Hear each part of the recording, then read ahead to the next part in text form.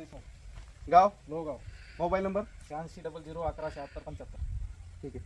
तर अंकुश भाऊ आज आपण आपल्या हळदीच्या शेतात आहे. आपल्याकडे 1 एकर हळद आहे जवळपास. तर 1 एकर हळदीचा आपण ॲग्रोसेल डेव्हलपमेंट प्लॉट आहे. समजा ॲग्रोसेल कंपनीचे तुम्ही त्या ठिकाणी बरेच प्रोडक्ट वापरले, जसं की हार्बोविटा वापरलंय, BBS वापरले आणि महालाभ वापरले. बरोबर आहे. आता महालाभ ह्या खताचं काय वाटलं तुम्हाला? महालाभ म्हणजे खत व्यवस्थापन थोडं तुम्ही तुमच्या पद्धतीने सांगा की तुम्ही सुरुवातीला कोणते खतं टाकले ते, आणि महालाभचा वापर कधी कधी केला आणि किती केला? महालाभचा वापर हळद लागवड केल्यानंतर 2 महिन्यांना पहिला डोस मध्ये टाकला, ग्रॅन्युअल वापर, ग्रॅन्युअल महालाभ ग्रॅन्युअल. नंतर मग आपली तुमच्या ॲग्रोसेलचं ते वॉटर सरोवर दिलं होतं आम्हाला. हार्बोविटा नाही बॅग दिली होती ते हे पावडरच आहे ती.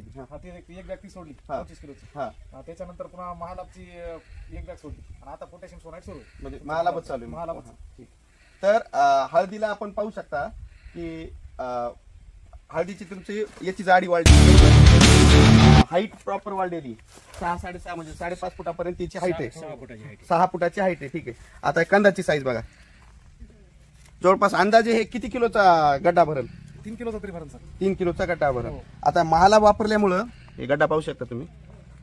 महालाभ वापरल्यामुळं आपल्याला किती टक्के फायदा होईल?